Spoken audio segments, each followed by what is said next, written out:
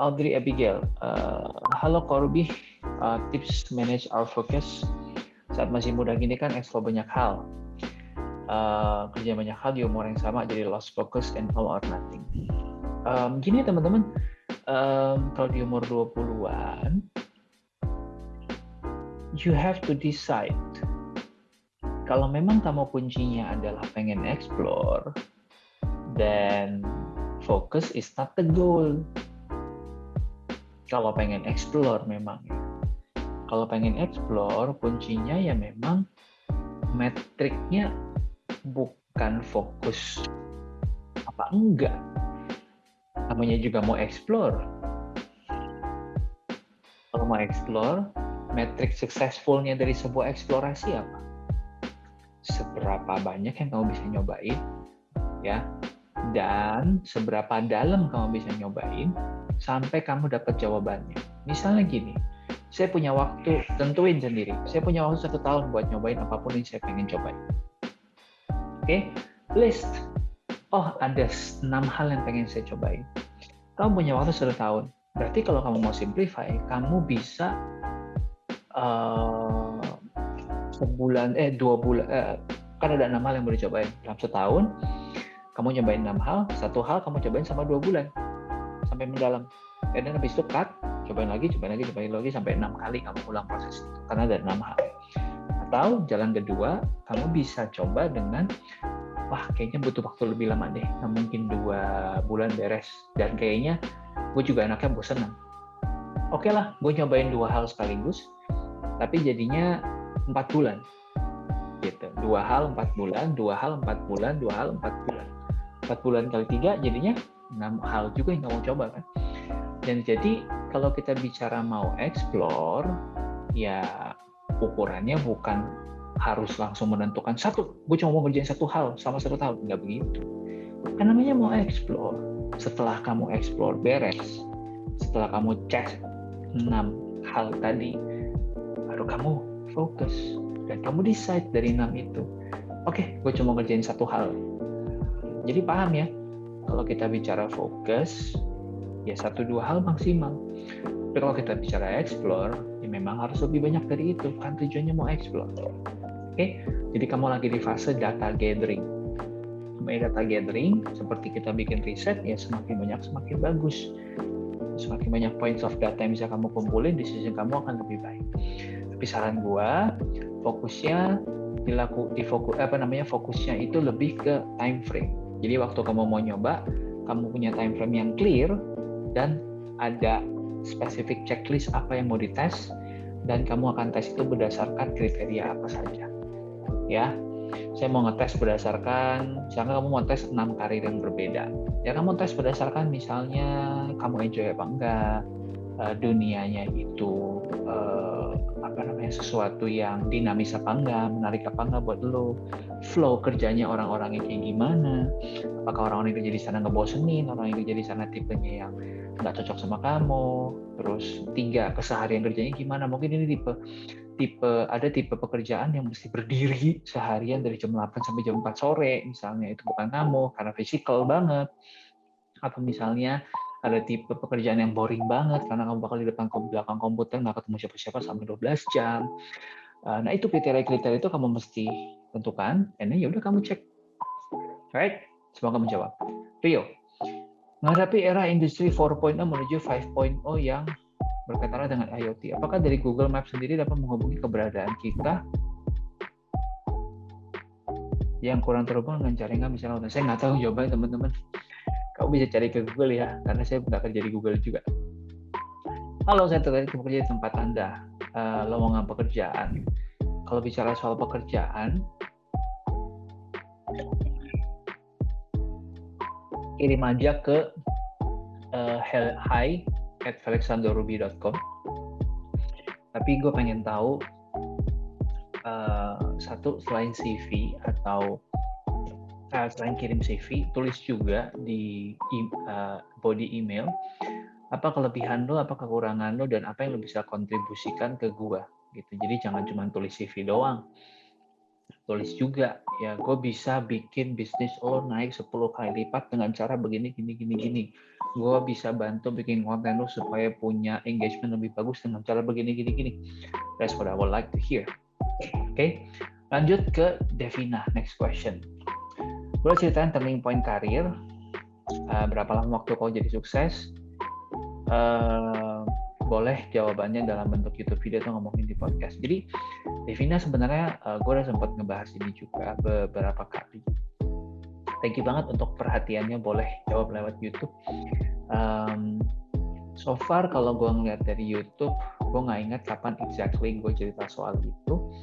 Tapi yang gue bisa share buat lo adalah video ini. Ya, gue sempat ngobrol bareng sama Yasa Singgih, ya, yang ini nih, cara keluar dari quarter life crisis. Ini obrolan sekitar sejam, tapi tenang kok, sejam ini bisa lo dalemin lagi karena ada judul-judulnya di sini nih ya. Jadi lo bisa masuk judul mana yang menurut lo menarik gitu dan menjawab. Kemudian yang kedua yang gue bisa sarankan adalah beli atau baca buku You Do You. Kalau nggak mau beli ya bisa pinjam sama teman gitu ya. Dan gue udah tulis di sana, di You Do You juga detail banget soal itu. Alright? Nah, lanjut ke pertanyaan berikutnya, teman-teman. 3 pertanyaan terakhir dari Kristianto. Thank you for sharing Kita Talks. Pertanyaan saya, bagaimana mengenal atau berada di lingkungan yang tepat bagi kita? Karena saya percaya untuk bisa grow, di lingkungan yang tepat dan mentor yang tepat. Kalau bicara soal lingkungan yang tepat, gue ini sebuah pertanyaan yang bisa di Google ya jawabannya. Tanda-tandanya, ciri-cirinya sih, kalau di buku gue sebutnya orang-orang yang loving critical. Jadi dia tetap bisa kritis, artinya bisa ngasih lihat, kemarin tuh lo ada kurang di sini, kemarin tuh kayaknya bisa lebih bagus kalau lo ngerjainnya kayak gini. Tapi dibahasakan dengan cara-cara yang enak dicerna, cara-cara yang sopan, cara-cara yang apa ya, yang loving, yang caring. Makanya sebutannya adalah loving critical. In exchange, ada orang-orang yang unloving, uncritical. Itu yang paling berbahaya. Udah dia nggak care sama lo, ya kan?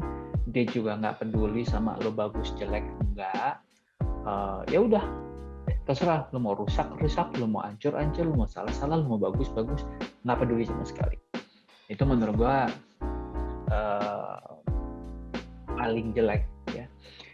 Jadi carilah area di mana orang-orang itu loving, caring, benar-benar memperlakukan lo sebagai orang yang pengen sama-sama bertumbuh dan sekaligus bisa kritikal juga. Karena orang yang nggak berani kritis sama kita bisa jadi kelihatannya tuh baik dalam waktu dekat, tapi dalam jangka panjang sebenarnya ngerusak kita. Karena kita nggak bertumbuh di sana, teman-teman. Kita dipupuk terus, bagus kok, bagus, padahal jelek. Jadinya nggak bertumbuh. Oke? Nah, itu mungkin kuncinya, loving, critical. Right? Dan kalau bicara soal vibe kerja, teman-teman, ada satu istilah yang gue suka.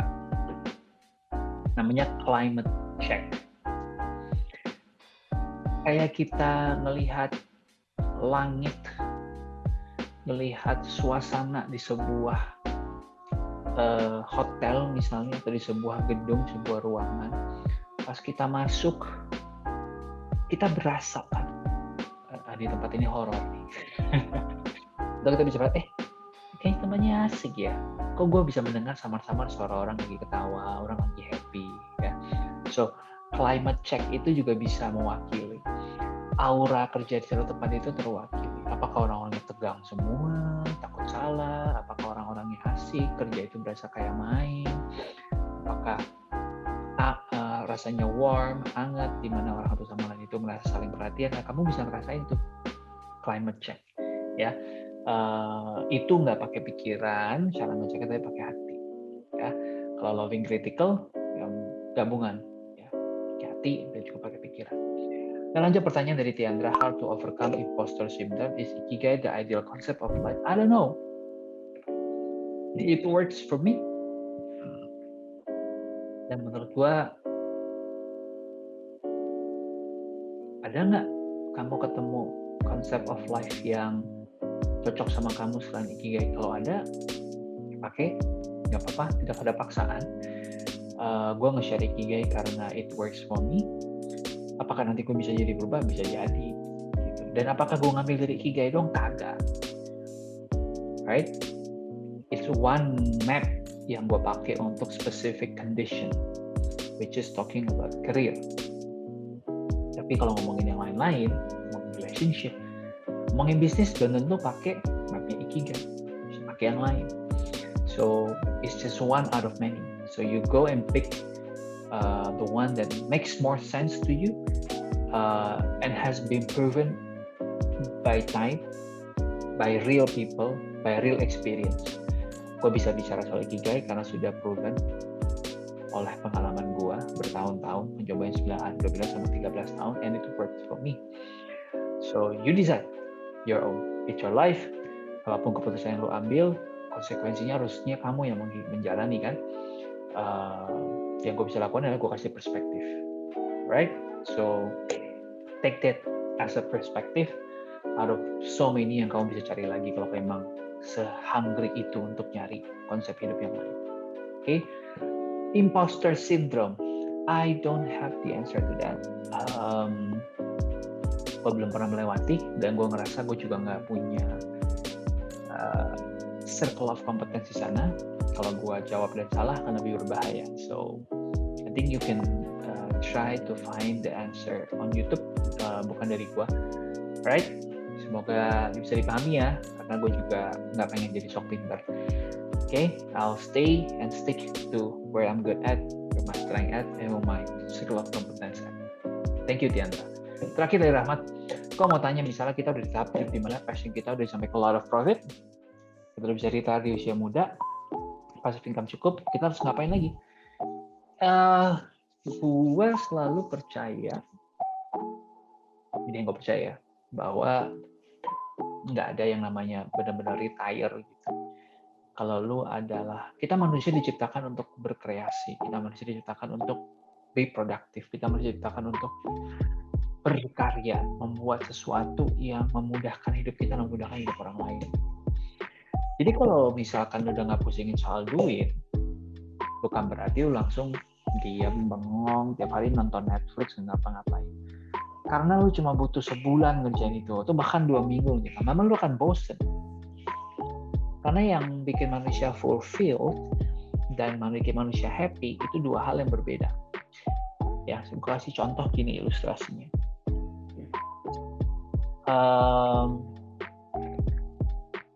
Think chocolate. Ya. Kamu bayangin sebuah coklat nih, coklat yang paling kamu suka, coklat yang enak banget, terserah coklat dari Belgia kek, coklat Silver Queen kek, coklat dari Amerika kek, bebas.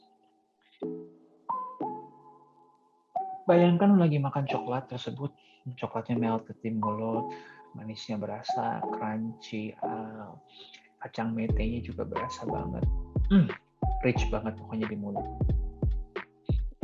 Coba lu rating level of happiness lo makan coklat dari 1 sampai 10. 10 itu paling happy. Ya. Lalu lu rating coklat tersebut dari sisi fulfillment. Apakah itu meaningful buat lo? Apakah itu bermakna buat lo? Apakah itu mengisi your soul? Fulfilled nggak lo makan coklat dari 1 sampai 0? Udah? Sekarang gue kasih yang kedua untuk lo tes. Raising a kid. Membesarkan seorang anak dari baby sampai menjadi dewasa. Waktu lo sehari-hari mengerjakannya, bayangkan lo mesti bangun jam 1 pagi nyusuin, lo mesti gantiin popok, lo mesti ngurusin dia tantrum, marah-marah, rewel, kencing di celana, dan all the messes. Waktu lo ngejalanin itu sehari-hari, apakah lo seberapa happy lo ngerjain itu dari 1 sampai 0? 10 berarti paling happy. Dan seberapa fulfilled, seberapa lo ngerasa bermakna hidup lo, seberapa lo ngerasa berdampak hidup lo, ya, dari 1 sampai 0. 10 tentunya paling meaningful. Sebagian besar orang ketika dikasih tes ini, ketika bicara soal coklat, dia akan jawab happiness-nya mentok 8, 9, 10. Fulfillment-nya biasa aja, ya mungkin 1, 2, 3. Ya namanya juga cuma coklat, emang bisa ngubah hidup gue juga, right? Nothing too spiritual about a piece of chocolate. Tapi kalau kita bicara tadi raising the kids, sebagian besar orang akan bilang happiness-nya mungkin 5, 6, ya kadang-kadang bisa 9 sih pas lagi happy-nya. Tapi ya kalau dibikin average 5, 6 lah. Tapi fulfillment-nya, kebahagiaan yang hakiki yang datang dari kepuasan, kalau fulfillment tuh apa sih bahasa Indonesia ya? Lu tau lah ya, fulfillment datang dari kepuasan batin kali ya. Jadi bukan happiness yang sifatnya sesaat gitu. Dari lo membesarkan seorang anak, terus you feel love, terus lo ngerasa kayak lo berdampak, lo ngerasa lo bermanfaat, itu bisa mentok 10, bahkan 11, 12. Apalagi kalau anak itu tumbuh menjadi seorang anak yang lo banggakan gitu kan, yang bermanfaat juga buat masyarakat. So, kembali ke pertanyaan lo, kalau udah retire di usia muda dengan passive income, it's pretty much like money. It can make you happy to a certain point by not doing anything, by watching Netflix, by buying what you love, by stacking on collections of sneakers, by traveling around the world. But it might not give you fulfillment. So, again, fulfillment datang dari apa? Dari berkarya, dari mengerjakan kekuatan kita, strength kita untuk sesuatu yang kita rasa bermanfaat, berdaya. Nah, untuk ini gue akan tutup dengan Google namanya David Goggins. Gogginsnya Goggins. David Goggins interview di YouTube channel namanya Impact Theory. Setelah lo dengerin itu, nonton itu, lo akan sadar bahwa salah satu hal yang berkontribusi kepada fulfillment adalah when you encounter pain, you face your pain, and then it forces you to grow, and at that exact moment of pain yang move into growth, that's when you have your most fulfilled moments. Not exactly the happiest because it's painful, but once you experience growth, you start having that fulfillment. Alright, so I'm gonna close with that. Udah sekitar 30 menit. Semoga teman-teman merasa mendapat jawabannya. And I strongly recommend buat teman-teman di sini go watch di YouTube. Ada 30-40 video dan cari topik yang kena di lo. Itu bermanfaat banget. Dan lebih dalam karena di situ gue ngulik satu topik 8-10 menit yang udah di riset dulu sehingga lo gampang menikmatinya, terstructured, dan ada banyak visualnya. Alright, thanks again Perpita for having me. Have a good day for all of you. Semoga one day kita bisa ketemu ya. Dan nanti kalau ketemu gue di jalan atau di Taiwan, colek-colek aja. See you guys. Bye-bye.